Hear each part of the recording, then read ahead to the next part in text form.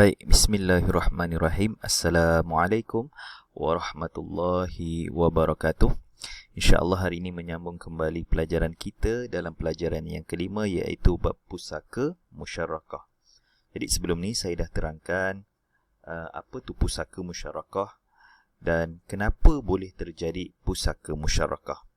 Jadi secara ringkas, pusaka musyarakah terjadi apabila waris yang paling hampir, iaitu adik-beradik seibu sebapa, tidak dapat harta pusaka.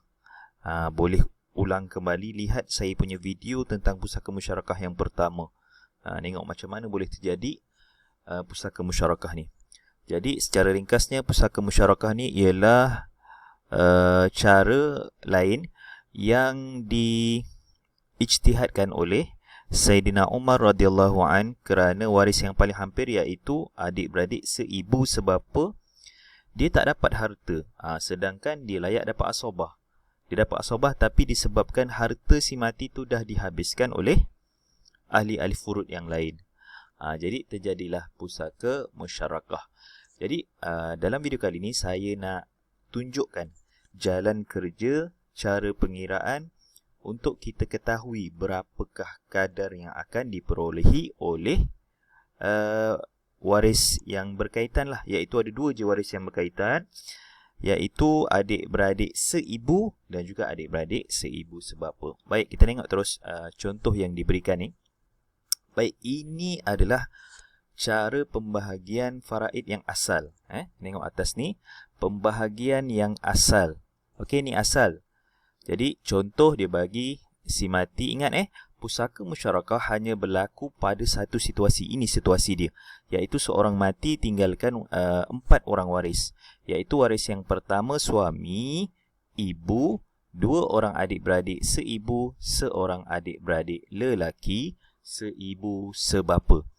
Jadi dalam pusaka musyarakah yang terlibat hanya 2 ni, iaitu yang 2 orang adik-beradik seibu dan juga seorang adik-beradik seibu sebapa.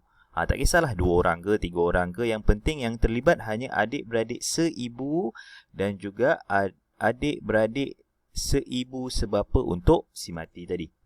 Baik, untuk kadar asal, anak-anak boleh tengok dekat kadar pusaka ni, suami akan dapat 1/2, ibu akan dapat 1/6, adik-beradik seibu akan dapat 1/3, manakala adik-beradik lelaki seibu sebapa akan dapat asabah. Jadi kita cuba selesaikan dulu. Kita tengok kalau secara asal, bukan pusaka musyarakah, ini pengiraan secara asal, apa yang terjadi, kenapa boleh ada pusaka musyarakah. Jadi kita tengok kat sini.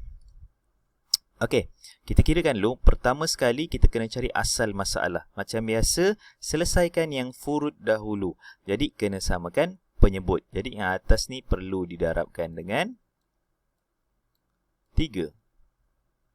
Jadilah 3/6. Manakala yang bawah ni tetaplah, bahagian dia tetap 1/6 sebab penyebut dia paling besar kan. Kemudian yang bawah ni kita darabkan dia dengan 2. Maka akan dapat pecahan yang baru untuk dia, iaitu 2/6. Okey, selesai untuk penerima furud. Kita tengok asabah akan dapat berapa. Jadi macam biasa, asabah sama ada diambil semua kalau tak ada waris-waris lain, tapi disebabkan ada waris-waris lain ni, dia akan dapat baki. Jadi baki daripada harta si mati ni ialah kosong. Jadi tengok, suami dah ambil 3, ibu dah ambil 1, dah jadi 4. Kemudian 2 orang adik-beradik seibu sebapa, dia dah ambil 2. Maka ke-6 asal masalah ni semuanya dah dihabiskan oleh ahli furud lain. Sedangkan kalau kita lihat susur galur ataupun siapa yang lebih rapat dengan si mati, sebenarnya yang ni lebih rapat dengan si mati. Tapi yang ni dapat, adik-beradik seibu dapat. Adik-beradik seibu dapat, adik-beradik seibu sebapa tak dapat. Jadi disebabkan inilah, tengok, asal masalah 6. Okay, jadi disebabkan ini terjadi pusaka musyarakah. Jadi kita selesaikan dulu. Jadi asal masalah yang pecahan yang lama kita tak perlu tengok. Ambil penyebut yang baru akan jadi asal masalah. Kemudian bahagian yang atas ni, nombor-nombor yang atas. Okey, nombor-nombor yang atas kita tengok 3 bawa ke sini. Ibu akan dapat 1 bahagian bawa ke tempat dia. 2 orang adik-beradik si ibu akan dapat 2 bahagian dia. Manakala seorang adik-beradik lelaki si ibu sebapa akan dapat 0. Jadi total sah masalah ialah 6. Okey. Jadi disebabkan itu terjadinya pusaka musyarakah. Kerana kita lihat tengok ni. Waris yang paling hampir iaitu adik-beradik lelaki si ibu sebapa tak dapat harta.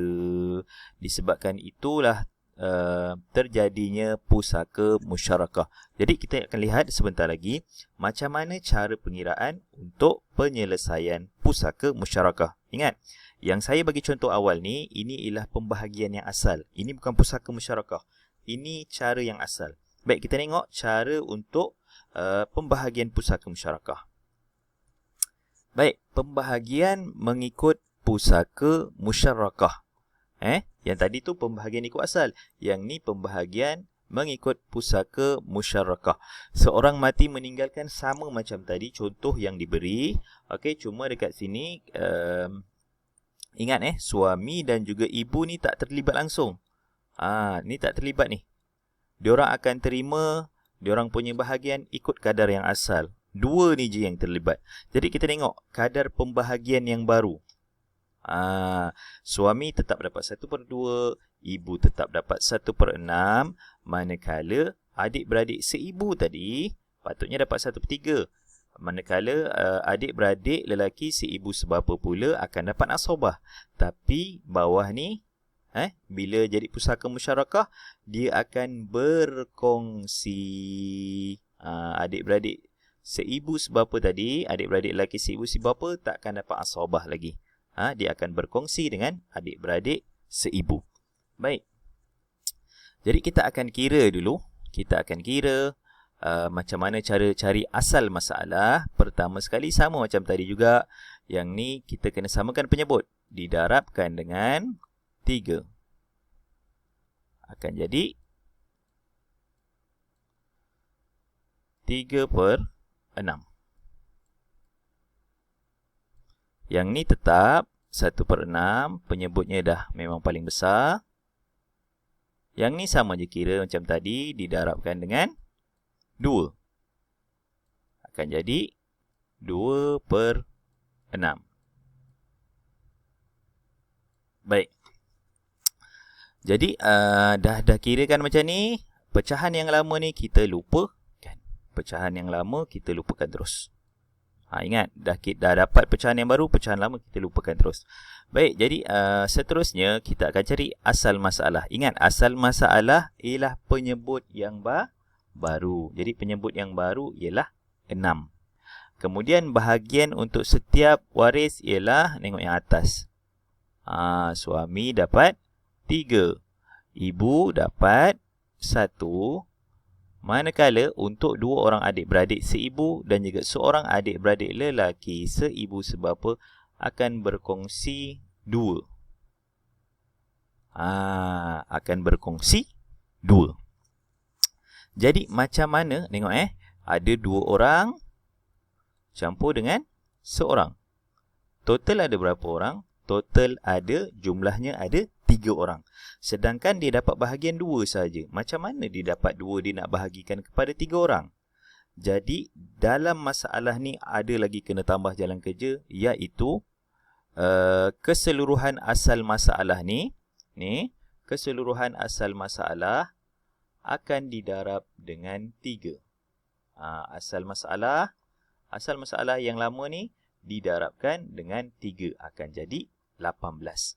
Ini asal masalah yang baru. Jadi bila asal masalah darab dengan 3, bahagian untuk setiap waris juga akan didarab dengan 3. Ni bahagian yang asal kan 3 tadi untuk suami, tapi didarabkan dengan 3 jadi 9. Ibu pun sama, bahagian dia didarab dengan 3, jadi 3. Manakala baki ni pun sama, didarab dengan 3, jadi 6. Okey? Jadi kemudian dipecahkan. Tengok ni. Bahagian ni dipecahkan. 2 orang adik-beradik seibu akan dapat bahagiannya 4. Manakala seorang adik-beradik lelaki seibu sebapa akan dapat 2.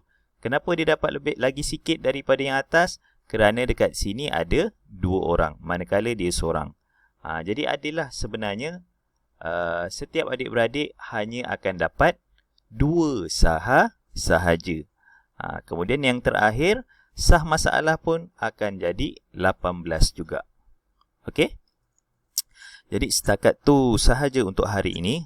Jadi untuk pusaka musyarakah hanya terjadi pada keadaan yang macam ni. Waris ada meninggalkan 4 waris ni. Kalau dia tinggalkan waris yang lain, takkan terjadi pusaka musyarakah. Jadi itu sahaja untuk hari ini. Kalau ada kekeliruan, nanti dekat bawah komen awak boleh tuliskanlah apa yang awak tak faham. Kemudian kalau nak ulang kaji, nanti saya sertakan link untuk video pusaka musyarakah bahagian yang pertama. Bitaufiq wal hidayah. Assalamualaikum warahmatullahi wabarakatuh.